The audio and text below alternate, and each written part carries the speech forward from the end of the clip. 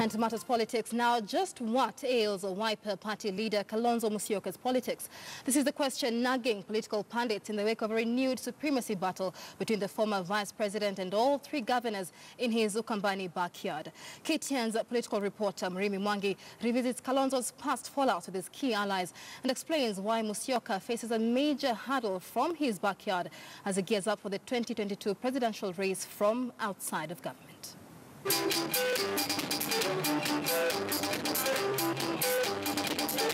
Stephen Kalonzo Musyoka has for decades dominated the Ukambani stage, with little fear of losing in the region's political dance.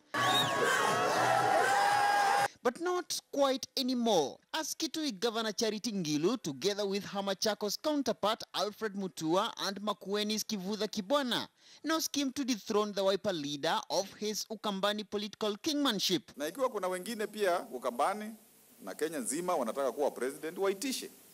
Na tuache kutishwa. Kwa sababu tukitisha tukaambiwa kwamba ukiitisha unaharibia mtu mwingine.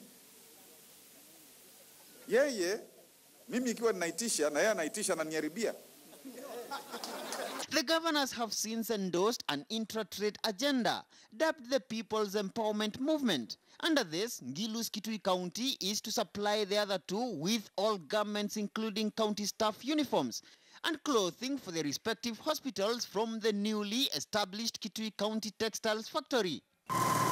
Makueni, on the other hand, is to process all fruits produced in the region, while Machakos, whose infrastructure sector is more developed, is to supply the other two counties with manufactured material, like paving blocks, culverts, and building stones. Pundits, however, argue the partnership is likely to mutate into a political party to counter the Wiper and Kalonzo's influence in the region. But what are the governor's chances? Let them land in Kisumu town and let us see crowd coming to them, wanting them to address them. If someone will garner 500 listeners, not supporters, listeners, wanting to know why this guy is here, then I will even ask Kalonzo not to have an interest in the presidential candidates. I was there before. My own community voted for me to man. But one community cannot alone make a president. Kwa hivyo, tujipange jameni. Prior to the 2017 polls, Kibwana decamped from his Muungano party to join Wiper in what insiders said was a strategy to reinvigorate Kalonzo's negotiations for the NASA 2017 presidential ticket. Ironically, this move had been preceded by a bitter fallout between Kalonzo and his long-term ally, then Wiper chairman David Musila.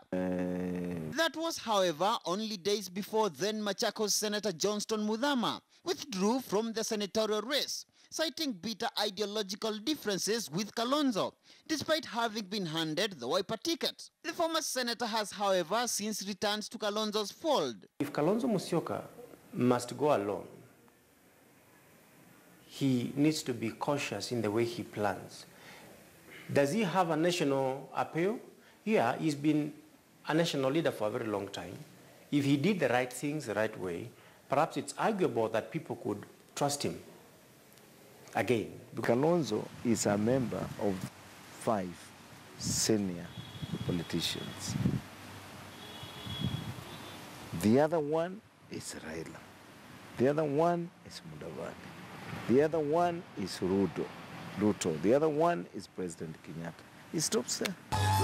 Kalonzo is yet to respond to the governor's attacks, but with the Wiper leader's allies spoiling for a fight in his defense, Ukambani politics is no doubt headed to interesting times as the 2022 political drumbeats